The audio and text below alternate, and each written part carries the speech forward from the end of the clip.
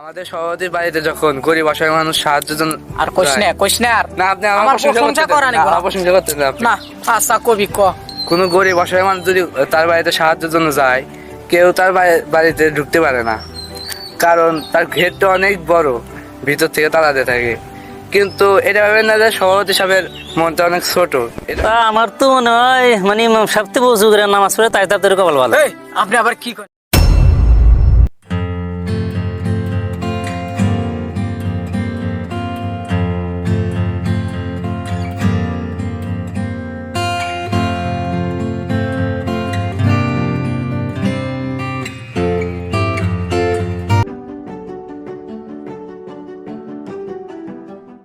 আতিক, জি সভাপতি সাহেব বলেন। আমি তো সহতি সব মানুষ নানান কাজে ব্যস্ত থাকি, ঠিক মতো মসজিদে যাবার পারি না। তো শুনলাম ইমাম সাহেব হুজুর বলে ঠিক মতো মসজিদে আইসে না, তা কি ঠিক? জি সভাপতি সাহেব মাঝে মধ্যে ডিস্টার্ব দেয়। আচ্ছা ঠিক আছে, আমি দেখবনি, ইমাম সাহেবের সাথে আমি কথা বলবো, দেখি কি করা যায়। আসসালামু আলাইকুম। ওয়ালাইকুম আসসালাম। কেমন আছেন সভাপতি সাহেব? আলহামদুলিল্লাহ, ভালো আছেন? জি আলহামদুলিল্লাহ, আল্লাহর রহমতে অনেক ভালো আছে। তা সভাপতি সাহেব কই যাইতেছেন? এই তো আতিককে নিয়ে একটু এদিকে হাঁটতেছি। হুজুর আপনি তো এখানে থাকেন না, দূরে চাকরি করেন, অনেকদিন পর পর বাড়িতে আসেন। তা ঠিক।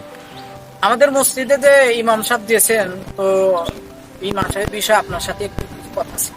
জি বলেন, সমস্যা নাই। তাহলে হুজুর চলেন একটু আমরা হাঁটিয়ার কথা বলি। আচ্ছা ঠিক আছে, চলেন। জি সভাপতি সাহেব কি বলুন, বলেন। আসলে আমাদের মসজিদের যে ইমাম সাহেব আছে না, হ্যাঁ ইমাম সাহেব প্রায় দেখি মসজিদে ঠিক মতো আসে না। হ্যাঁ। বলে যে এ কাজ আছে ও কাজ আছে, ওই জায়গায় গেছিলাম সেই জায়গায় গেছিলাম, এই জন্য ঠিক মতো আসে না। আতিক, হ্যাঁ সভাপতি সাহেব বলেন। কথা বলস না কেন? এই যে আমি তো বললাম একটা কথা মিথ্যা বলছি? জি না সভাপতি।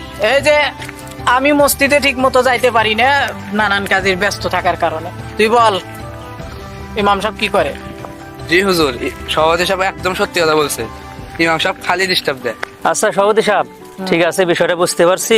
তো মানে এক জায়গায় দাঁড়ায় কথা বলি, কেমন? ঠিক আছে, হাঁটতে হাঁটতে কথা না বলে আমরা দাঁড়াই। হ্যাঁ দাঁড়ায় কথা বলি। আচ্ছা ঠিক আছে, এখানেই দাঁড়াই। তা সভাপতি সাহেব ইমাম সাহেব বেতন দেন কত? এটা একটা কথা বললেন।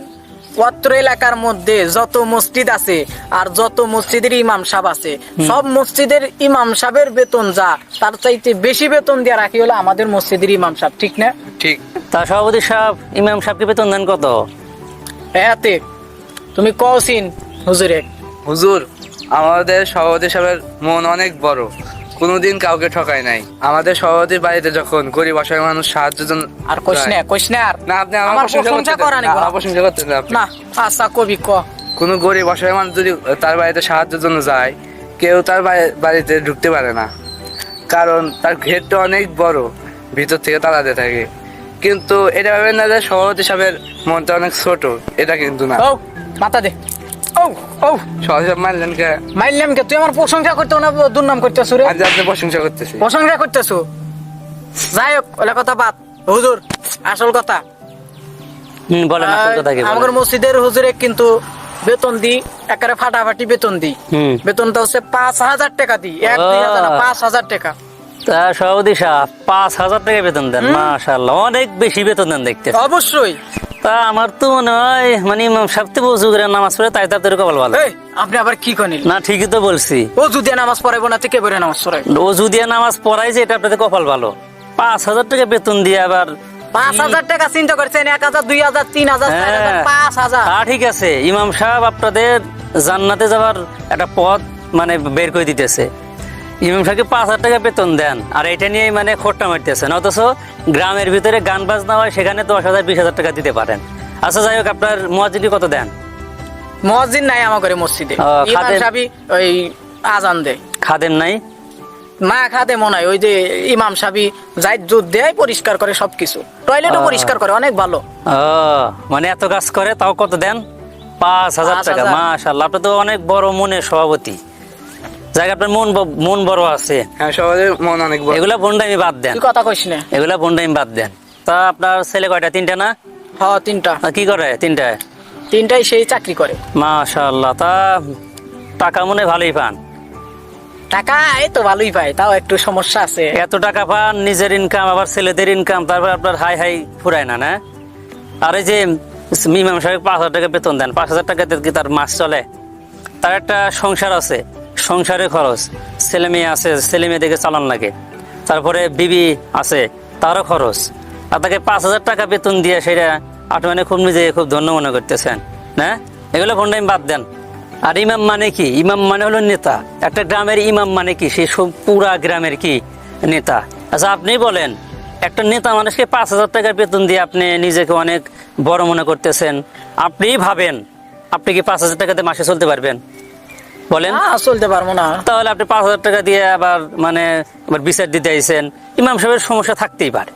আর আপনি যে ইমাম সাহেব ভুল ধরেন, আপনি তো কিছুদিন আগে বললেন যে পারিবারিক সমস্যা এবং ব্যস্ততার কারণে আপনি মসজিদে যাইতে পারেন না। এরকম ব্যস্ততা কি ইমাম সাহেব থাকতে পারে না? তার সংসার আছে, ব্যস্ততা থাকতেই পারে। তো একটু ব্যস্ততায় একটু একক তো নামাজ না আসতে পারে, আপনি কি গরম দেখাবেন নিয়েছেন, বেতন দেন 5,000 টাকা, আইসছে আপনি সভাপতি সাহেব হয়েছেন। যাই আপনার মন অনেক বড়, আপনার মন অনেক বড়। দোয়া করি আল্লাহ তাআলা আরো বড় করার তৌফিক দান করুন। হুজুর আজকের থেকে ইমাম সাহেবের বেতন আরো বাইরে দিম। হ্যাঁ, তা দিলি তো আলহামদুলিল্লাহ, ভালো। 10,000 করে দিম ইনশাআল্লাহ। যাক মাশাআল্লাহ, আল্লাহ তাআলা কবুল বুঝতে করুন। পারছি যে আমি তো 5,000 টাকাতে সংসার চালাইতে পারবো না, তারপরে আমার পারিবারিক অনেক সমস্যা থাকে, তো ইমাম সাহেবেরও সমস্যা থাকতে পারে, এই জন্য হয়তো মাঝে মধ্যে আসতে পারে না। তো আমি বুঝতে পারছি, তো তাকে আর এরকম ভুল ধরবো না, আর তাকে বেতন অনেক বেশি দেবো। জি জি, তার একটা অবশ্যই। সংসার আছে। তারপরে মনে করেন যে তারপরে তার তো একটা সংসার আছে, বোঝেন নাই? আচ্ছা যাই হোক সভাপতি সাহেব, সমস্যা নাই। বেতন যেহেতু বৃদ্ধি করার নিয়ত করছেন, তো বেতন বৃদ্ধি করে দেন। আর একটু হাদিয়া মাদিয়া একটু বাড়ায় দিয়েন, বোঝেন নাই? ইমাম সাহেব মানুষ, একটু হাদিয়া বেশি দিবেন, আপনাদের দোয়া করবে বেশি। আপনাদের জান্নাতে যাওয়ার একটা কাজ আপনাদেরকে করাইতেছে, সেখানে সে জান্নাতের কাজের একটা ইমাম, সেখানে আপনি সাধারণ 5,000 টাকা বেতন দেন। এটা কি বিবেকে বাজার না আপনার? অথচ আপনি গ্রামের ভিতরে গান বাজনা হইলে দেখা যায় যে 20,000 30,000 টাকা ঠিকই মারেন, সেখানে আপনার হিসাব লাগে না, ওখানে মাংনা টাকা দেন। আর আপনাকে জান্নাতে যাওয়ার কাজ করতেছে, আর সেখানে আপনি মাত্র 5,000 টাকা দেন। মন বড় করেন, মন বড় করেন। জি হুজুর, এখন থেকে আমি নিয়ত করলাম যে 10,000 টাকাই দেবো আপনাকে, যে তখন বললাম যে সামনে আরো বেশি দেওয়ার চেষ্টা করবেন, যে আরো বেশি দেওয়ার চেষ্টা করব। এরপরে যখন আমি এলান করে দেব গ্রামের ভিতর যে হুজুর যখন দোয়া করবে, মোনাজাত ধরবে, যে কারো সমস্যা হলে দোয়া করে, তখন হুজুরে খাদিয়া দেওয়ার চেষ্টা করবো। হ্যাঁ অবশ্যই, এটা তো অবশ্যই দেওয়া লাগবে। জি আচ্ছা ঠিক আছে, সমস্যা নাই, হাদিয়া বাড়াইয়া দেন, কেমন? জি আচ্ছা আচ্ছা ঠিক আছে।